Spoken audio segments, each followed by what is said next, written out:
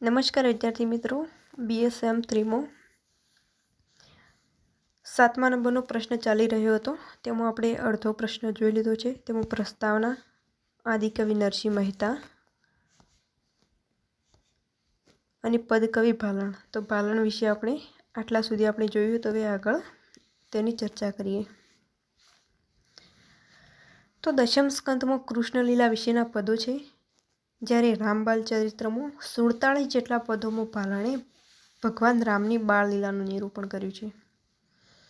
એટલે કે જે રામબાલ ચરિત્ર છે ભાલણની, તેમાં 47 પદોમાં ભાલણે ભગવાન રામની બાળલીલાનું વર્ણન કર્યું છે. દશમ સ્કંદમાં વજ્ર ભાષામાં કેટલાક પદો મળે છે. ભાલણે પદોમાં વર્ણાનુપ્રાસ અલંકારો અને શબ્દાનુપ્રાસ અલંકારને પ્રયોજ્યા છે. એટલે કે જે અલંકારમાં એક વર્ણ વારંવાર આવતો હોય તેને વર્ણાનુપ્રાસ કહે છે. જ્યારે એ અલંકારમાં વારે ઘડીએ એ પણ શબ્દ આવતો હોય કે એકનો એક શબ્દ એક જેવો રિપીટ થતો હોય, કામિની, કોકિલા, આ બધા એક જેવા શબ્દો રિપીટ થતા હોય તેને શબ્દાનુપ્રાસ અલંકાર કહે છે. એટલે કે ભાલણે વર્ણાનુપ્રાસ અલંકાર અને શબ્દાનુપ્રાસ અલંકારની ચર્ચા કરી છે તેમના પદોમાં. ભાલણ વેદ ધર્મ પ્રત્યે શ્રદ્ધા રાખનાર હતો. ભાલણ વેદ ધર્મ પ્રત્યે માનનાર હતો.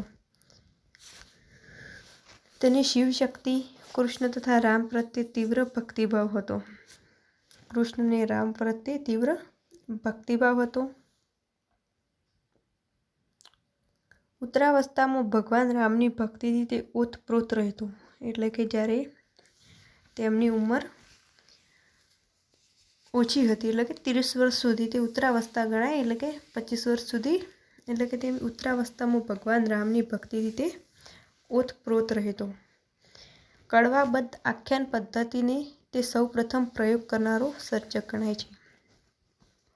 કે આખ્યાનો આપ્યા છે ગુજરાતી સાહિત્યમાં પ્રેમાનંદે, નરસિંહ મહેતાએ, ભાલણે, આમ બધા જે આખ્યાનો આપ્યા છે તે આખ્યાનમાં કડવાબદ્ધ રીતે આખ્યાન પદ્ધતિનો ઉપયોગ કરનાર સૌ પ્રથમ સર્જક ભાલણ ગણાય છે. કે ભાલણે આખ્યાનમાં કડવાબદ્ધ રીતે આખ્યાનની રચના કરી છે, એટલે આખ્યાનનો પિતા ભાલણ ગણાય છે. શબ્દોની સરસ ગોઠવણી દ્વારા કૌશલ્યાના રામ માટેના અનુરાગને એણે સુંદર રીતે રજૂ કર્યું છે. તો જોઈએ, આવો ઝૂલડી પહેરાવું, બાર બાર બસી જાઉં, લાલાને ઝૂલડી પહેરાવું. આ કૌશલ્યાના રામ માટેના અનુરાગ છે. તેનું પદ અહીં આપણે જોવા મળ્યું છે. આગળ જોઈએ તો દશમ સ્કંદમાં પણ ભાલણે માતાના હૈયાની સંવેદનાઓના ફુવારો ઉડાડ્યા છે. માતાના પુત્ર તરફના પ્રેમની ભાવનાને ભાલણે સરસ રીતે શબ્દબદ્ધ કરી છે.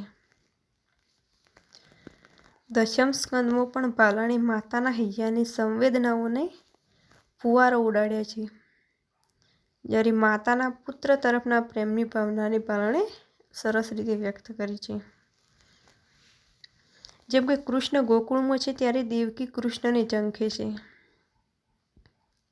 પિયુજી મને મોકલો, હું તો ગોકુળ જાઉં રે, પ્રાણ જીવનનું મુખડું લઈ કાંઈ એક સુખણી થાઉં રે. આમ જ્યારે કૃષ્ણ ગોકુળમાં છે ત્યારે દેવકી કૃષ્ણને ઝંખે છે. ભાલણના પદોને ભાવગીત પણ કહેવામાં આવે છે. ભાલણના પદોને ભાવગીત તરીકે ઓળખવામાં આવે છે. ભાલણે તેના આખ્યાનોમાં અને બીજે પણ પદ સ્વરૂપનો ઉપયોગ કર્યો છે. પરંતુ તેની પદકવિ તરીકેની પ્રતિભા દશમ સ્કંદ અને રામબાલ ચરિત્રમાં પૂરબહાર ખીલી છે. પદકવિ તરીકે પ્રતિભા દશમ સ્કંદ અને રામબાલ ચરિત્રમાં પૂરબહાર રીતે ખીલેલી જોવા મળે છે. મધ્યકાળના પદોમાં આત્મલક્ષિતા જોવા મળે છે. નરસિંહ અને મીરાના પદોમાં પરલક્ષિતા પણ છે. એટલે કે મધ્યકાળના જે કવિઓ છે તેમના બધા કવિઓમાં આત્મલક્ષિતા જોવા મળે છે. જ્યારે મીરા અને નરસિંહ ભગત છે તેમના પદોમાં આત્મલક્ષિતા જોવા મળે છે અને તે ઉપરાંત પરલક્ષિતા પણ આપણે જોવા મળે છે. કેકા શાસ્ત્રી કહે છે કે રામ ભક્તિમાં ભાલણ જેમ જેમ મસ્ત બનતો ગયો તેમ તેમ આખ્યાનોને સ્થાને હૃદયના વેગને મૂર્તિમંત કરતી પદરચનાઓમાં એ સરી ગયું.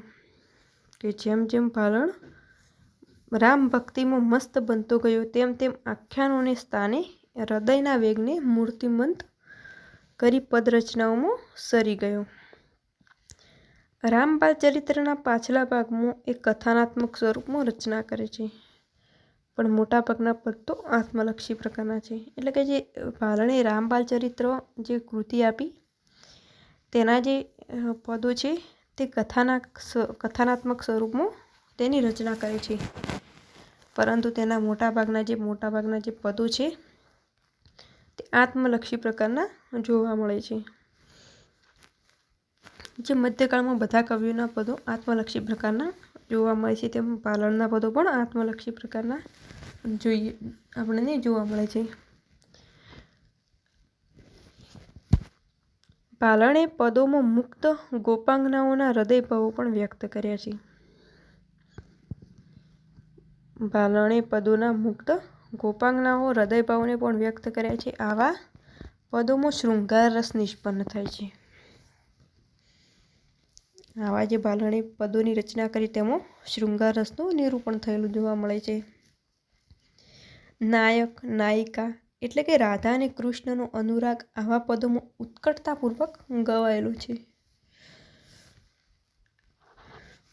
ભાલણે કૃષ્ણ વિષ્ટિમાં પણ 4 પદો આપ્યા છે.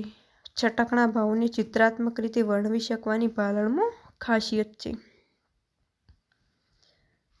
રામબાલ ચરિત્રના પદો ગાઈ શકાય તેવી ગરબી પ્રકારના છે. એ ભાલણે કૃષ્ણ વિષ્ટિમાં 4 પદો આપ્યા છે અને આ બધા ભાવોને ભાલણે ચિત્રાત્મક રીતે ચટકણા ભાવોને ચિત્રાત્મક રીતે વર્ણવવાની ખાસિયત પણ તે ભાલણનામાં છે.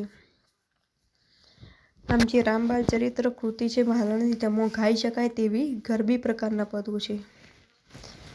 ભક્તિરસ અને વાત્સલ્ય રસ છલકાતા આ પદોમાં રામની બાળલીલાથી સીતાના સ્વયંવર સુધીની ઘટનાઓનું નિરૂપણ થયેલું છે. ભક્તિરસ અને વાત્સલ્ય રસ છલકાતા આ પદોમાં રામની બાળલીલાથી સીતાના સ્વયંવર સુધીની ઘટનાઓનું નિરૂપણ થયેલું છે. ભાવ, અનુરૂપ, ભાષાનો ઉપયોગ, અનેક પ્રકારની નિરૂપણ રીતિઓ અને ભાષાની મધુરતા એના પદોમાં જોવા મળે છે. અનંતરાય રાવળ ઉચિત જ કહે છે કે રામબાલ ચરિત્રમાંના પદો નરસિંહના પદ પ્રવાહને આગળ લઈ જનારા પદકવિ તરીકે ભાલણને યશ અપાવે તેવા છે. કે ભાલણની જે રચના છે રામબાલ ચરિત્ર,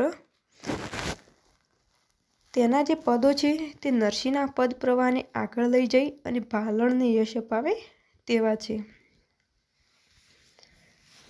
હવે આવે છે ભાલણની અહીં પદકવિ તરીકે ભાલણનું અહીં પૂરું થાય છે. હવે મીરાની પદકવિતા તરીકે આ મુદ્દો આપણે જોઈશું કે 16મા શતકના મધ્યકાલીન કવિઓમાં કવિયત્રી મીરાનું સ્થાન મહત્વપૂર્ણ છે.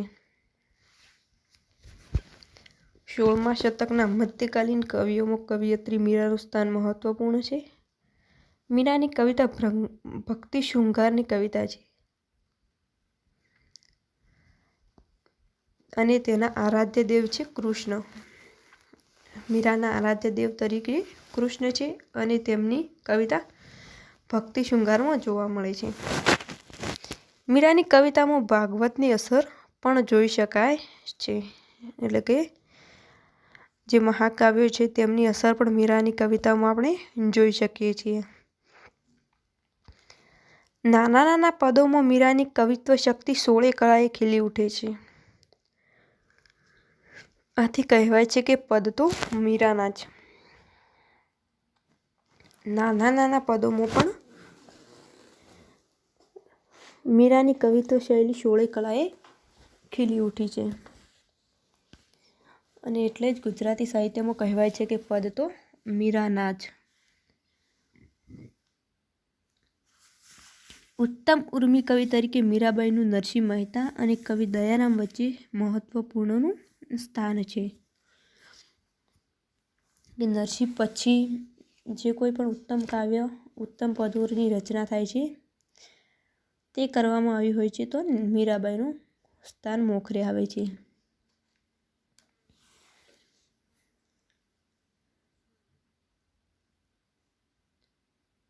મીરાનું જીવન કૃષ્ણ ભક્તિથી રંગાયેલું હોવાથી કૃષ્ણ દર્શિતા ભરી ભક્તિનું પ્રધાન રણકું એના પદમાં સંભળાય છે. મીરાનું જીવન કૃષ્ણ ભક્તિથી રંગાયેલું છે. કૃષ્ણની ભક્તિ, કૃષ્ણનો પ્રેમ એ જ તેના જીવનનું એક લક્ષ્ય બની ગયું છે. તેના ઉપર જ મીરા પદોની રચના કરતી આવી છે. એટલે એના પદોમાં ભક્તિનું પ્રધાનનો રણકું એના પદોમાં સાંભળવા મળે છે.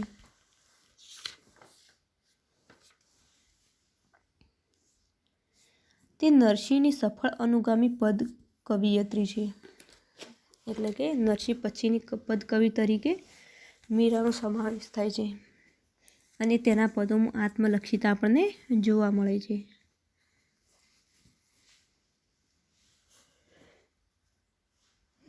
કૃષ્ણની પ્રાર્થનાના, કૃષ્ણની ભક્તિના, કૃષ્ણના શૃંગારના, ગોપી કૃષ્ણના પ્રેમના અને ગોપી કૃષ્ણના વિરહના પદો પણ મીરાએ આપ્યા છે. એટલે કે મોટાભાગના જે મીરાના પદો છે તે કૃષ્ણની ભક્તિ ઉપર જ અને કૃષ્ણના પ્રેમ ઉપર આધારિત આપણને જોવા મળે છે. એમાં કેટલાક પદોનું કર્તૃત્વ શંકાસ્પદ પણ છે. એણે ગુજરાતી, રાજસ્થાની અને વ્રજ જેવી જુદી જુદી ભાષાઓમાં પદો રચ્યા છે. એટલે કે તેમનું જે રહેઠાણ હતું તે રાજસ્થાનમાં હતું, ગુજરાતમાં હતું અને તેથી તેમને તેમાં પદોમાં ગુજરાતી ભાષા, રાજસ્થાની અને વ્રજ જેવી ભાષામાં પણ તેમના પદો જોવા મળે છે. મીરાએ આત્મચરિતાત્મક અને પ્રેમ ભક્તિના પદો આપ્યા છે. મીરાના આત્મચરિતાત્મક પદોમાં મીરાની જીવનની કેટલીક ઘટનાઓનો ઉલ્લેખ પણ મળે છે અને એના પદોમાં એનો હૈયાનો સૂર સંભળાય છે. કે મીરાએ આત્મચરિતાત્મક અને પ્રેમ ભક્તિના પણ પદો આપ્યા છે અને આ પદોમાં તેમની જીવનની ઘટનાઓનો ઉલ્લેખ પણ જોવા મળે છે અને તેના પદોમાં હૈયાનું સૂર પણ સંભળાય છે. તો જોઈએ, બોલમાં બોલમાં બોલમાં રે, રાધા કૃષ્ણ વિના બીજું બોલમાં. આગળ પણ પદ આવે છે, રાણાજી હું તો ગિરધરને મન ભાવી, ઝેર તો પીધા છે જાણી જાણી, કાનુડો ન જાણે મારી પીડ, ભાઈ અમે બાળક કુંવારા રે. કાનુડો ન જાણે મારી પીડ, ભાઈ અમે બાળક કુંવારા રે. નહિરે વિસારું હરી અંતરમાંથી, નહિરે વિસારું હરી જેવા પદમાં મીરાએ કૃષ્ણ ભક્તિનું નિરૂપણ કર્યું છે. એની પ્રેમ ભક્તિની કવિતા સૂક્ષ્મ તેમજ સંયમશીલતાના લક્ષણોવાળી છે. એના પદોમાં થોડાક શબ્દોમાં વ્યંજના ચિત્રો પણ સાંપડે છે. જે મીરાના પદો છે તેમના પદોમાં પ્રેમ ભક્તિ અને સંયમશીલતાના લક્ષણોવાળા પદો જોવા મળે છે. તેમના શબ્દોમાં વ્યંજના ચિત્રો પણ સાંપડે છે અને પ્રાસાદિકતા અને મંજુલયતાથી તેમના પદો રંગાયેલા જોવા મળે છે. મધ્યકાળમાં આખા દેશ પર ભક્તિનું મોજું ફરી વળ્યું હતું. આ મોજાઓએ પદ સાહિત્ય સ્વરૂપને પોષવાનું કાર્ય કર્યું હતું. કે મધ્યકાળમાં આખા દેશ પર ભક્તિનું મોજું ફરી વળ્યું હતું. એટલે કે મધ્યકાળમાં બધા જે પદ કવિઓ છે, જે મોટાભાગના જે કવિઓ છે તે બધા ભક્તિના આધાર ઉપર પદની રચના કરે છે. એટલે કે ભક્તિનું મોજું ફરી વળ્યું હતું તેવું અહીં કહેવામાં આવ્યું છે કે બધું જ સાહિત્ય ભક્તિ ઉપર ધર્મને કેન્દ્રમાં રાખીને રચના કરવામાં આવી હતી.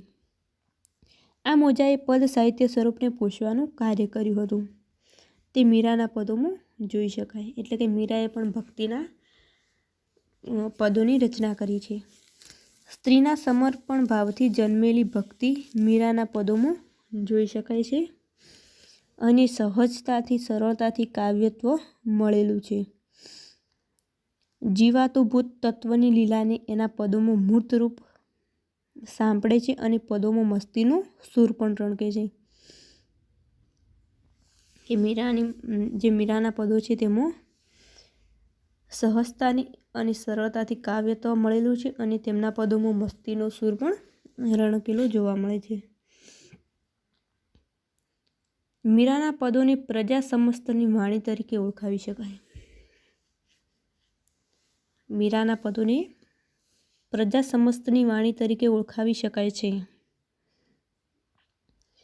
લાગણીઓ અને ભાવના પ્રાધાન્યવાળા મીરાના પદોમાં સંગીતમયતા, સંક્ષિપ્તતા અને સઘન ભાષાકર્મ છે. આ પ્રશ્ન ટૂંકા પ્રશ્નોમાં પૂછાઈ શકે તેવો છે કે મીરાના પદોને કયા નામથી ઓળખવામાં આવે છે? તો કે પ્રજા સમસ્તની વાણી તરીકે. લાગણીઓ અને ભાવોના પ્રાધાન્યવાળા મીરાના પદોમાં સંગીતમયતા, સંક્ષિપ્તતા અને સઘન ભાષાકર્મ છે. આથી પદ કવિયત્રી તરીકે મીરા ઊંચા શિખર સર કરે છે તેમ નિર્વિવાદ કહી શકાય કે તેમના પદોમાં સંગીતમયતા છે, સંક્ષિપ્તતા છે અને સઘન ભાષાકર્મ હોવાથી તેમનું જે શિખર છે તે ઊંચું આપણને મધ્યકાળમાં જોવા મળે છે. હવે આવે છે દયારામના પદ.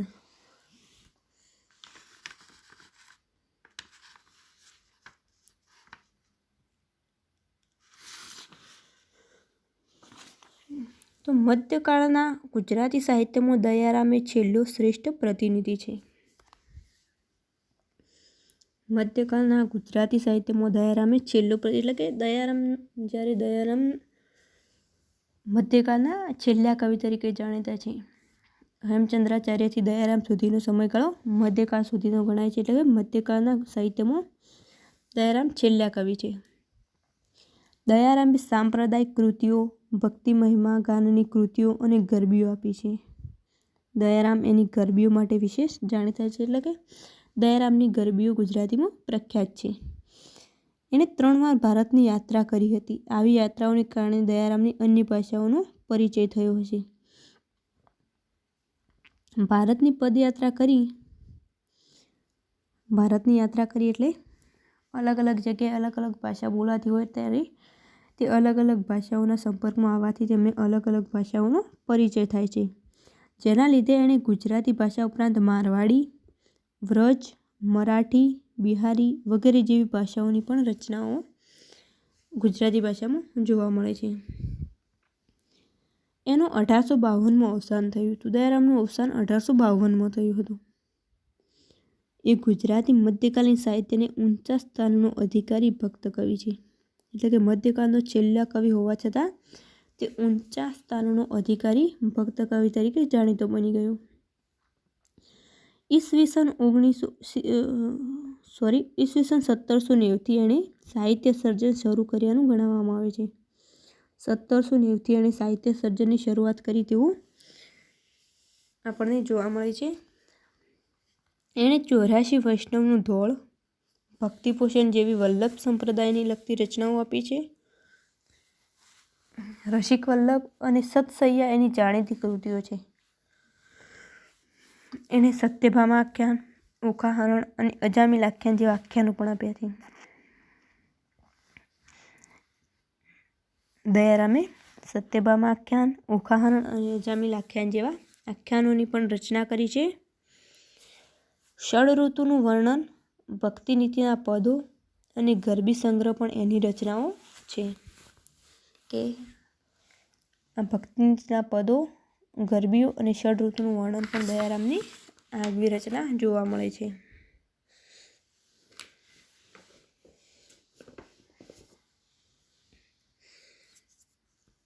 આગળ જોઈએ તો દયારામે આપેલ પ્રેમરસ ગીતામાં 21 જેટલા પદો છે.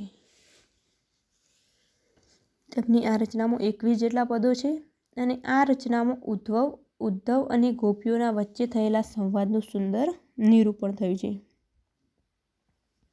ઉદ્ધવ અને ગોપીઓ વચ્ચે જે સંવાદ થયેલો છે તેમનું નિરૂપણ પ્રેમરસ ગીતામાં જોવા મળે છે.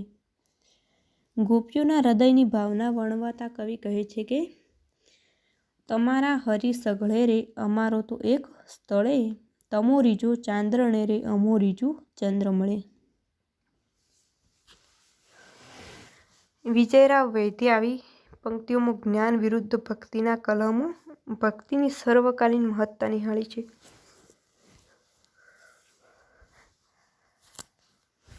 વિજયરાવ વૈદ્ય છે તેમણે આવી જે પંક્તિઓ છે તેમાં જ્ઞાન વિરુદ્ધ ભક્તિના કલહમાં ભક્તિની સર્વકાલીન મહત્તા નિહાળી છે. અને જે દયારામની ષડઋતુ વર્ણન છે તેમાં રાધાની વિરહ વ્યવસ્થાની કથા કહેવામાં આવી છે. દાણ ચાતુરીમાં 64 કડીની રચના છે. તેમાં કૃષ્ણ અને ગોપીઓ વચ્ચેના દાણના પ્રસંગો જોવા મળે છે. દાણ ચાતુરીમાં ગોપીઓ અને કૃષ્ણ વચ્ચેના દાણના પ્રસંગો. કમળલીલા, બાળલીલા, રાસલીલા, રૂપલીલા, પત્રલીલા અને મુરલી લીલા એ લીલા પ્રકારની દયારામની કૃતિઓ છે. આ પણ પ્રશ્ન પૂછાઈ શકે તેવો છે કે લીલા પ્રકારની કૃતિઓ કયા કવિની છે મધ્યકાળમાં? તો દયારામની લીલા પ્રકારની કૃતિઓ છે. જ્યારે રાધિકાનું સ્વપ્ન, રાધિકાના વખાણ અને રાધાજીનો વિવાહ કેલ એ પદ્મણા સ્વરૂપની દયારામની કૃતિઓ છે. ઉપર આપેલી તે લીલા પ્રકારની દયારામની કૃતિઓ હતી, જ્યારે આ દયારામની પદ્મણા સ્વરૂપની રચનાઓ છે. દયારામની ગરબીઓ તરીકે ઓળખાતા પદોથી જ ખૂબ લોકપ્રિય છે. અને બંસીબોલનો આ કવિ ગોપીઓના હૃદયભાવને સરસ રીતે વર્ણવે છે. અહીંયા પણ એક પ્રશ્ન આવી ગયો કે દયારામનું ઉપનામ બંસીબોલનો કવિ. બંસીબોલનો કવિ ગુજરાતી સાહિત્યમાં કોને ઓળખવામાં આવે છે? તો કે દયારામને. હું શું જાણું રે વાહલે મુજમો શું દીઠું, હું શું જાણું રે વાહલે મુજમો શું દીઠું, વારે વારે સામું ભાળે મુખ લાગે મીઠું. એટલે કે રાધા કૃષ્ણ અને ગોપીઓ વચ્ચેના પ્રણયભાવ અને અસૂયાના દયારામે કરેલા નિરૂપણમાં એની ઉર્મી કવિની ઉચ્ચ પ્રતિભા પ્રગટ થાય છે. રાધા કૃષ્ણ અને ગોપીઓ વચ્ચે જે પ્રણયભાવ પ્રગટ થાય છે તેમાં દયારામની ઉર્મી કાવ્ય તરીકેની પ્રતિભા પ્રગટ થાય છે.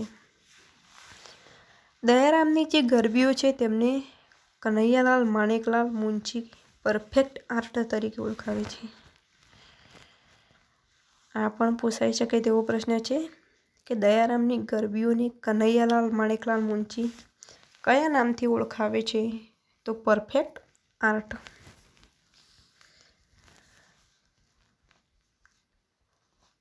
દયારામના પદોમાં ભક્તિરસનું નિરૂપણ છે અને ભક્તજન બનવાનું મહત્વ સમજાયેલું છે. તેમના પદોમાં ભક્તિરસનું નિરૂપણ જોવા મળે છે, તો ભક્તજન બનવાનું મહત્વ પણ સમજાયેલું છે. ભક્ત હૈયાની ભીનાશ અને આત્મકથનના નિરૂપણવાળા આવા પદો આસ્વાદ્ય બની રહે છે. તો તેમના પદોને આપણે જોઈએ, ચર્ચા કરીએ કે હરિ જેવો તેવો હું દાસ તમારો, હરિ જેવો તેવો હું દાસ તમારો, કરુણા સિંધુ ગ્રહો કર મારો. મારે અંત સમય અલબેલા મુજને મુક્ષોમાં, મારા મદન મોહનજી ગેલા અવસર ચૂકશોમાં. શું જાણે વ્યાકરણી વસ્તુને શું જાણે વ્યાકરણી. તો આ દયારામના પદો હતા. ભક્તિ શૃંગારના કાવ્યો નરસિંહે આપ્યા હતા. મીરાએ પણ ભક્તિ શૃંગારના કાવ્યો આપ્યા હતા અને આ જ કાવ્યોના પ્રવાહને દયારામે પોતાની ગરબીઓમાં આગળ ધપાવ્યા છે. કે નરસિંહ અને મીરાએ મધ્યકાળમાં જે ભક્તિ શૃંગારના પદો આપ્યા તે પદોને દયારામે પોતાની ગરબીઓમાં આગળ વધાર્યા. દયારામના કાવ્યો પર વલ્લભ સંપ્રદાયના પુષ્ટિમાર્ગની સાંપ્રદાયિક અસર પણ છે. જે સ્વામિનારાયણ સંપ્રદાયના જે કવિઓ હતા તે કવિઓની અસર પણ દયારામ પર પડી છે. શંભોગ શૃંગાર અને વિપ્રલંબ શૃંગારને દયારામે રસિકતાથી ગાયો છે. શંભોગ શૃંગાર અને વિપ્રલંબ શૃંગારમાં નરસિંહના પદો પણ જોવા મળે છે અને દયારામે પણ આ શૃંગારમાં તેમના પદોની રચના કરી છે. ગોપીના ગીતમાં ઉત્કંઠ પ્રેમ ભાવનું દયારામે સુંદર રીતે નિરૂપણ કર્યું છે. નંદનો કુંવર પરણાવ રે હો માડી મુને નંદનો કુંવર પરણાવ. વહેલી થા નહીં તો કોઈ વિવાહ કરી જશે મારી સખીઓની સાથે તું કહાવ. નંદના કુંવરને પરણાવવાની વાત અહીં દયારામે કરી છે. અને ગોપીના વિરહને પણ દયારામે ગાયો છે. પ્રેમની પીડા તે કોને કહીએ રે હો મધુકર પ્રેમની પીડા તે કોને કહીએ થતાં ન જાણે પ્રીત જાતા પ્રાણ જાય. આમ કેશવલાલ કાશીરામ શાસ્ત્રી દયારામના પદોની ગેરતા વિશે લખે છે કે દયારામે આજ દિવસ સુધીમાં છંદોના ઇતિહાસમાં કદી ન બનેલું એવું અદ્ભુત તત્વ સાધી આપી જે વિવિધ દેશીબંધ આપી છે. એટલે કે આજ સુધીના મધ્યકાળના કોઈ પણ કવિઓની હાથે આવું છંદોના ઇતિહાસમાં આવું કદી ન બનેલું અદ્ભુત તત્વ દયારામે સિદ્ધ કરી અને છંદોમાં દેશીબંધ આપી છે. તે આશ્ચર્ય ઉપજાવે એવી છે. એની રસિક શક્તિએ એણે ઉપજાવેલા નવા પ્રયોગ પણ એની ગરબીઓમાં સ્વાભાવિકતા પામી છે. ક્યાં આશ્ચર્ય ઉપજાવે એવું છે અને તેમની જે શક્તિ છે તેમના નવા પ્રયોગો છે તે તેની ગરબીમાં સ્વાભાવિકથી પામી ગયા છે. કાવ્ય અને સંગીતની એના ધારેલા ઢાળોમાં એણે અદ્ભુત મિલાવટ કરી આપી છે જેના ગુજરાતીમાં બીજો જૂટો થયો જ નથી. એટલે કે જે કાવ્ય અને સંગીતની એના ધારેલા ઢાળોમાં તેની અદ્ભુત મિલાવટ કરી છે અને આમ ગુજરાતીમાં બીજો જૂટો થયો જ નથી. દયારામે રાતલડી વાતલડી પ્રીતલડી જેવા લાડવાચક શબ્દોના ઉપયોગથી જળજમકભરી શબ્દ રચનાઓની ગરબીઓમાં ભાવ સૃષ્ટિને આગવો આકાર આપ્યો છે. એટલે કે તેમની ગરબીઓમાં લાડવાચક શબ્દો પણ પ્રયોજ્યા છે તેમણે જેવા કે રાતલડી વાતલડી પ્રીતલડી આ બધા લાડવાચક શબ્દો ઉમેરીને તેમની ગરબીઓને એક અલગ જ આકાર આપ્યો છે. એમણે લોકબોલીના લહેકાને પણ સરળતાથી આત્મસાત કરેલો છે. લોકબોલીના લહેકાને પણ ખૂબ જ સરસ રીતે આત્મસાત કરેલો જોવા મળે છે. આગળ જોઈએ તો અલી તે પર આવડો શું લટકો ઓ વાંસલડી અલી તે પર આવડો શું લટકો ઓ વાંસલડી મુજને અડશોમાં આગા રહો અલબેલા શેલા અડશોમાં. આમ દયારામની ગરબીઓમાં આવતા ધ્રુવપદો રમણીય હોય છે. તેમાં સ્વરોના આરોહ અવરોહ જોવા મળે છે. ભાવાભિવ્યક્તિ માટે પણ દયારામે જુદી જુદી રીતો અપનાવેલી જોવા મળે છે. ભાવાભિવ્યક્તિ માટે પણ દયારામે જુદી જુદી રીતો અપનાવેલી જોવા મળે છે. ક્યારેક સ્વગોક્તિ દ્વારા તો ક્યારેક સંવાદો દ્વારા તો ક્યારેક પ્રતીકાત્મક કે વર્ણનાત્મક રીતે પણ દયારામ ભાવોને અભિવ્યક્ત કરે છે. એટલે કે દયારામ ભાવોને અલગ અલગ રીતે અભિવ્યક્ત કરેલા આપણને જોવા મળે છે. સ્વગોક્તો ભાવાભિવ્યક્તિ સ્વગતોક્તિ પ્રતીકાત્મક અને વર્ણનાત્મક તરીકે તેમને અભિવ્યક્ત થયેલા જોવા મળે છે. પ્રેમ અને વિરહ ભક્તિ અને અસૂયા મોહ વેદના વગેરેને પ્રગટ કરવા માટે દયારામ ભાવ પ્રતીકો અને અલંકારોનો ઉપયોગ કરે છે. ઉપમા, ઉત્પ્રેક્ષા અને દ્રષ્ટાંત જેવા અલંકારો એના કાવ્યોમાં જોઈ શકાય છે. દયારામના જે કાવ્યોમાં ઉપમા અલંકાર, ઉત્પ્રેક્ષા અને દ્રષ્ટાંત અલંકારો જોઈ શકાય છે. એની કવિતામાં શબ્દનું માધુર્ય છે તથા ભાવ વૈવિધ્યની સુંદર ચમક છે. જે દયારામની જે ગરબીઓ છે તેમાં શબ્દનું માધુર્ય અને ભાવ વૈવિધ્યની સુંદર ચમક પણ જોવા મળે છે. તો જુઓ, શોભા સલુણા શ્યામની તું જોને સખી, શોભા સલુણા શ્યામની.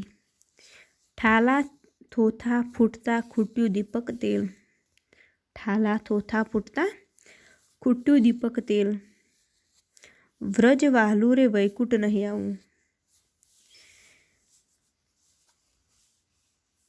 દયાના પ્રીતમ ઘણા કહાવો ચતુર પણ, પરખો ન એરંડો કે શેલડી. ઊભા રહો તો કહું વાતડી બિહારીલાલ, તમ કાજે ગાળી છે જાતડી બિહારીલાલ. તો આ દયારામના કવિતામાં શબ્દ માધુર્ય જોવા મળે છે. આકર્ષક ઉર્મિકાવ્યો પદરચનાઓથી દયારામ ગુર્જર ગિરાને એક ઉત્તમ કવિ બની રહે છે. આકર્ષક ઉર્મિકાવ્યો અને પદરચનાઓથી દયારામ ગુર્જર ગિરાનો એક ઉત્તમ કવિ બની રહે છે. અને તે વિશે કનૈયાલાલ માણેકલાલ મુનશી નોંધે છે કે દયારામ ભક્ત કહેવાય છે પણ તે સદાય કવિ જ છે. તેના કાવ્યો ભક્ત સાહિત્ય કહેવાય છે પણ તે માનવ પ્રેમના ભક્તિ સાહિત્યના દ્રષ્ટાંત છે. કે દયારામ ભક્ત કહેવાય છે છતાં પણ તે સદા કવિ જ બની રહ્યા છે અને તેમના કાવ્યો ભક્તિ સાહિત્ય કહેવાય છે છતાં માનવ પ્રેમના ભક્તિ સાહિત્યના દ્રષ્ટાંત છે. તો અહીંયા પ્રશ્ન પૂરો થાય છે. તેમાં ભાલણ વિશે જોયું, દયારામ વિશે, નરસિંહ, મીરા, પદમાળાઓ વિશે પણ આપણે જોઈ લીધું. તો મધ્યકાલીન પદ સાહિત્યના મુખ્ય સર્જકો અને તેમનું પ્રદાન અહીં પૂરું થાય છે. બાકીનું પ્રશ્ન આપણે આગળના લેક્ચરમાં જોઈશું.